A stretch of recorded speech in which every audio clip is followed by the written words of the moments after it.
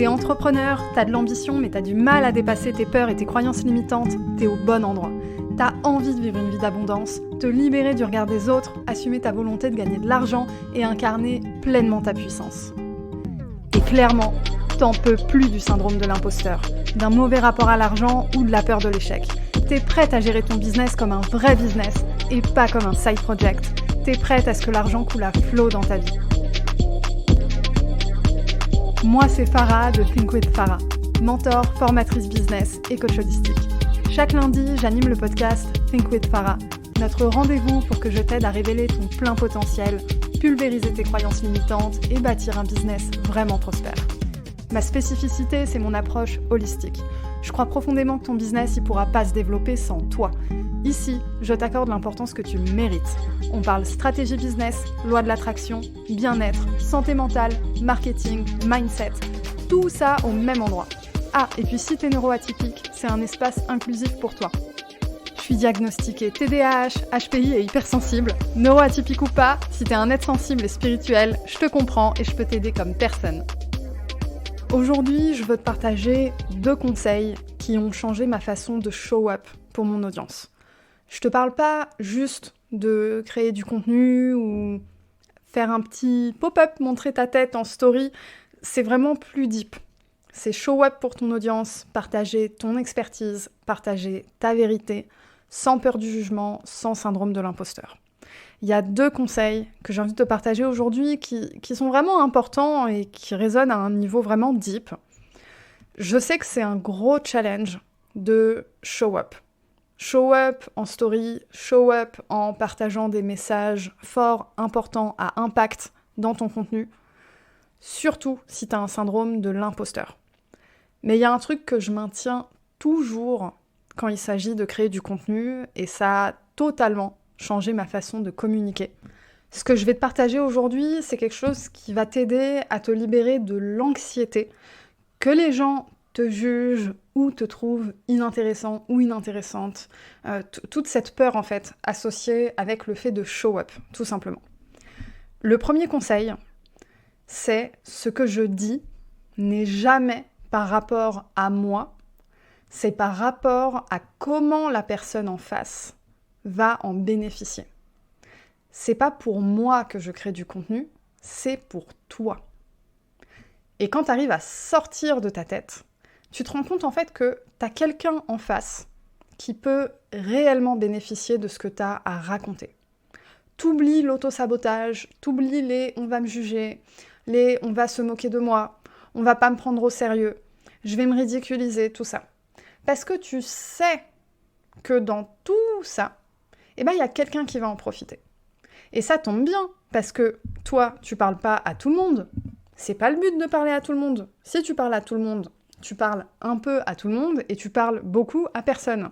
Le problème, c'est que pour vendre, t'as pas besoin de parler un peu à quelqu'un. T'as besoin de parler beaucoup à quelqu'un, si on peut simplifier ça comme ça. Quand tu te dis que ce que tu dis, c'est pas par rapport à toi, mais c'est pour quelqu'un d'autre, il y a vraiment un côté selfless dans le fait de show up. On se rend pas compte, mais show up en story, tout ça, on peut se dire, oui, la personne, elle a confiance en elle, elle sait ce qu'elle vaut, blablabla, blablabla, mais en réalité, c'est très selfless.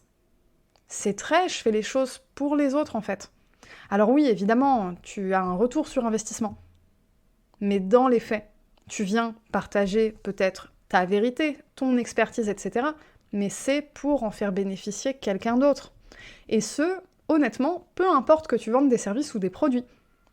Si tu vends des produits, il y a forcément une expérience qui va avec. Si tu vends, par exemple, des bijoux que tu fais à la main, ces bijoux que tu fais à la main, ils vont avoir une symbolique émotionnelle pour les personnes qui vont acheter. Peut-être qu'ils achètent chez toi par rapport à tes valeurs, par rapport à ce que tu véhicules, par rapport à ton art. Enfin, il y a une dimension émotionnelle derrière. Le beau, c'est quelque chose de valide. Tu vois, il y a vraiment cette dimension de peu importe que tu vendes des services ou des produits, tu peux partager ta vérité, c'est pas pour toi, c'est pour ton audience. C'est pour l'aider à mettre la main sur le produit ou le service qui va le plus résonner avec elle. Tu les aides à avancer dans leur processus décisionnel. Tu les aides à se dire, ok, en fait, moi j'ai cette problématique aujourd'hui, cette problématique, je peux la régler de cette façon ou de cette façon, eh ben c'est peut-être la dernière qui me correspond le mieux parce que j'ai vu un tel en parler avec le cœur, en parler avec passion, et ça a résonné avec moi. Les autres, ça n'a pas résonné avec moi. Les autres, elles résonneront peut-être avec quelqu'un d'autre. Parce que c'est ça aussi, il y a de la place pour tout le monde en fait. Quand je dis il y a de la place pour tout le monde, c'est surtout dans le sens où il y a de la place pour toutes les façons de communiquer. Il y a de la place pour tous les types de personnalités. Peu importe que tu sois quelqu'un de dynamique ou de timide, d'extraverti ou d'introverti, que tu partages beaucoup de coulisses de ta vie ou que tu aies une image très professionnelle et que tu maintiennes une barrière avec ton audience. En fait, peu importe. Il y a de la place pour littéralement toutes ces facettes-là sur le marché. Par contre, ce qui est universel, c'est que ce que tu dis, c'est pas par rapport à toi, c'est par rapport à ton audience. Tu crées du contenu, tu show up pour permettre à ton audience d'avancer dans son processus décisionnel. Alors évidemment, l'objectif final, c'est qu'elle achète chez toi, mais c'est qu'elle achète chez toi que si ça résonne. T'as pas envie que les gens chez qui ça résonne pas achètent chez toi. Parce que, énergétiquement, déjà, c'est questionnable, et puis même concrètement, d'un point de vue business, ça va te faire des clients insatisfaits, t'as pas envie de ça. C'est difficile à gérer, c'est du temps, c'est énergivore, etc. Donc finalement, sur tous les aspects, t'as pas envie de ça. Donc c'est aussi une des raisons qui fait que c'est important de show up tel que t'es. Avec tes défauts, avec le fait de dire des « quand tu parles tout le temps, avec le fait de peut-être bégayer, le fait de t'emmêler les pinceaux quand tu parles, etc. » C'est pas grave en fait. C'est pas grave, ça fait partie du package. Voilà. Et les gens, ils achètent de plus en plus chez quelqu'un et plus tellement chez une entreprise. Et ce, même si tu fais pas tellement de personal branding, même si t'es pas tellement visible pour ton entreprise, si tu vas pas show up avec ta tête, tu vas show up avec ton cerveau. Quand tu crées du contenu, même si on voit pas ta tête, c'est ton cerveau qui l'a créé en fait. Donc il y a toujours cette dimension de personnification entre guillemets, c'est toi derrière ton business.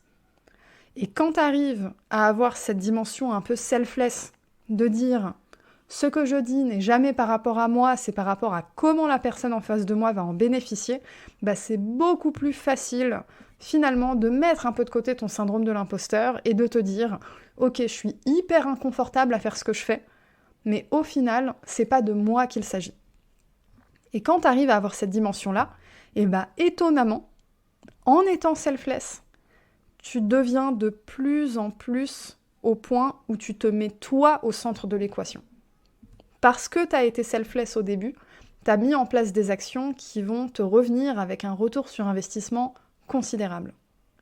Donc là, il y a vraiment quelque chose, même de humainement, que je trouve très intéressant, dans cette relation de je te donne et tu me donnes en retour. Donc, retiens, ce que tu dis, c'est pas par rapport à toi, c'est pour ton audience. Tu es en train d'aider quelqu'un à prendre une décision importante pour sa vie. Même si tu vends pas un truc vital, c'est la même logique. Le deuxième conseil. Alors, le deuxième conseil, il y a une petite histoire derrière. Enfin, il y a plein de petites histoires derrière. Mais j'aime bien dire ça à mes étudiants d'école de commerce parce que c'est des personnes qui se dirigent vers des postes plutôt de manager, dans des grands groupes, dans des startups et tout. La vérité, personne ne sait totalement ce qu'il fait. Disons-le une bonne fois pour toutes, personne ne sait totalement ce qu'il fait, personne n'est expert en tout, et on a tous des galères et des interrogations à gérer notre business. Je peux pas te dire le nombre de fois où, franchement, quand j'étais freelance, donc consultante en stratégie digitale, je crois qu'il n'y a pas eu un seul projet client où à un moment je me suis pas gratté la tête et je me suis dit c'est quoi ce truc ? Franchement, je crois qu'il n'y en a pas eu un seul. Comme quoi, le niveau d'expertise, ça change rien en fait. T'as forcément des moments où tu vas tomber sur un mur. C'est comme ça. Personne ne sait totalement ce qu'il fait. Le truc, c'est que y a plein de gens qui font semblant, surtout dans le monde corporate. Et là, c'est intéressant parce que les personnes qui ont côtoyé le monde corporate, je pense que si c'est ton cas, t'es en train de rigoler avec moi. Mais si t'as pas côtoyé ce monde-là, tu peux pas savoir et t'as l'impression que tout le monde sait ce qu'il fait. Ce point-là, le fait que personne sait totalement ce qu'il fait et qu'à un moment, faut se détendre, quoi, il prend naissance dans mon expérience de consultante en stratégie digitale, à la fois en tant que moi consultante et où je me suis confrontée à 1 million d'interrogations pendant plus de 5 ans, et à la fois quand j'étais consultante dans des grands groupes, où même les managers de grosses équipes ou les dirigeants de services dans des grands groupes, en fait, ils savent pas toujours ce qu'ils font. C'est pas pour dire qu'ils et elles sont incompétents ou incompétentes, c'est pour dire que c'est normal de pas toujours savoir ce que tu fais. Mais quand t'es toi-même solo dans ton business et que tu sais pas ce que tu fais, t'es pas au courant que c'est pas normal. T'es en panique, tu remets tout en question, tu te dis que ce que t'as à partager, finalement, ça a pas tellement de valeur parce que t'es pas au point d'être experte en tout, sans savoir que c'est pas possible. Parce que quand t'es solo, quand tu bosses seul dans ton coin, tout est impressionnant et t'as l'impression que tout le monde sait plein de trucs que toi tu ne sais pas. Mais t'as pas idée d'à quel point t'es compétent ou compétente. Et surtout d'à quel point tu as de la valeur, mais aussi à quel point tu apportes de la valeur. Ce que t'as à partager, c'est magique pour ton audience. Et j'emploie des mots forts, même si tu vends pas quelque chose de vital, même si tu vends quelque chose de simplement beau ou pratique. Mais on a besoin de ce genre de choses dans la vie, comme on a besoin de trucs qui nous font gagner de l'argent et gagner du temps et tout ça. On a besoin de tout en fait. Si t'as l'impression que tu maîtrises pas assez de choses, sache que personne ne maîtrise assez de choses. Donc c'est ton rappel aujourd'hui que t'as pas besoin d'être parfait ou parfaite pour oser prendre ta place. T'as juste besoin d'avoir de l'audace et d'y croire. T'as besoin d'avoir l'audace de show up pour ton audience. Parce que tu sais que c'est pour ton audience et que même si t'es pas au stade où tu connais tout de A à Z, tu t'en fous parce que personne ne connaît tout de A à Z. On est toutes et tous logés à la même enseigne. Alors évidemment, il y a des personnes qui ont un niveau d'expertise plus développé dans un domaine ou dans un autre, mais ça aussi, c'est normal. Et tu fais partie de ces gens qui ont un niveau d'expertise plus développé que tes voisins ou tes voisines. C'est tout à fait normal. Si t'as envie de, on va dire, secouer un petit peu ton syndrome de l'imposteur, ta peur du jugement, du regard des autres, etc., j'ai encore 2-3 petites astuces à te partager pour vraiment renforcer ça et t'aider à show up pour ton audience. Je t'invite à faire le bilan de tout ce que tu as accompli jusqu'à présent. Oui, tout. Tu te poses, papier, stylo, petite musique, un thé, un café, ton cocktail préféré, un verre de vin, bref, tu notes ce que tu as accompli jusqu'à présent. Note tout ce que t'aident tes clients et clientes à obtenir. Tu les aides forcément à obtenir quelque chose, sinon tu vendrais pas tes services ou tes produits. Qu'est-ce que tu les aides à obtenir ? Je veux pas que tu écrives un seul truc. Va dans le détail. Va dans le détail. Connecte-toi au pourquoi derrière le pourquoi. J'en ai parlé dans l'épisode précédent. Ok ? Qu'est-ce que t'aides tes clients à obtenir profondément ? Que t'aides sur des besoins essentiels ou sur des besoins non essentiels, quoi qu'il arrive, t'apportes de la valeur. Sinon, les gens ils seraient pas prêts à payer pour ça. Donc, qu'est-ce que t'aides tes clients et clientes à obtenir ? Et aussi, arrête de te monter la tête contre toi-même alors que t'as des dirigeants d'entreprises qui font des millions qui savent pas ce qu'ils font. Je te jure, t'as pas idée. J'aimerais là que tu sois dans ma tête et que tu vois ce que j'ai vu. T'as pas idée, ok ? Et encore une fois, c'est pas pour dire qu'un tel ou un tel n'est pas compétent. Il y a forcément des gens qui sont à des postes à responsabilité qui sont pas compétents, on est d'accord. Mais c'est pas mon sujet. Là, mon sujet, c'est de dire que ça fait partie de la norme de pas tout savoir. Et qu'à un moment, si tu viens pas show up, ce que tu sais pas, tu pourras pas le savoir demain non plus. Alors que si tu commences à show up, à te mettre en mouvement, ce que tu sais pas, tu commences à le savoir et tu commences à découvrir d'autres choses que tu ne sais pas et tu continues de show up pour aussi les apprendre. Et c'est comme ça en fait que tu adoptes une mentalité de croissance et que tu arrives à faire évoluer ton business.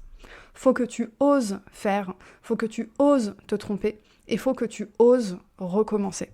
Si toutefois tu sens que ton syndrome de l'imposteur, il est vraiment très présent, t'as peur du jugement aussi, et puis t'as juste des grosses difficultés à show up pour ton audience, et t'as besoin d'un petit coup de pied aux fesses, d'une petite structure qu'on te prenne par la main et qu'on te dit vas-y, fais ça, Au passage, je finalise en ce moment même la création de Kiffe ta com pour t'aider à level up ta création de contenu, mettre ton syndrome de l'imposteur aux oubliettes et faire en sorte que ça ne te coûte plus aucune charge mentale.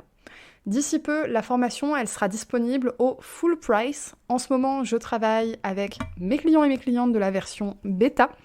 Mais si tu as envie d'investir dès maintenant et être sur les starting blocks quand la formation sera publique, tu peux te la procurer dès aujourd'hui pour une fraction du prix. Faudra juste patienter pour mettre la main dessus, pour y accéder quand elle sera terminée.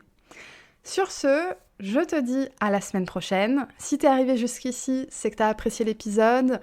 Passe sur Apple Podcast, me mettre un commentaire, un avis et 5 étoiles. Ça booste gratuitement la visibilité de l'épisode. Et puis si t'es pas sur Apple Podcast, si t'y as pas accès, 5 étoiles sur ta plateforme d'écoute préférée et puis un petit partage de l'épisode. Ce sera parfait. À la semaine prochaine.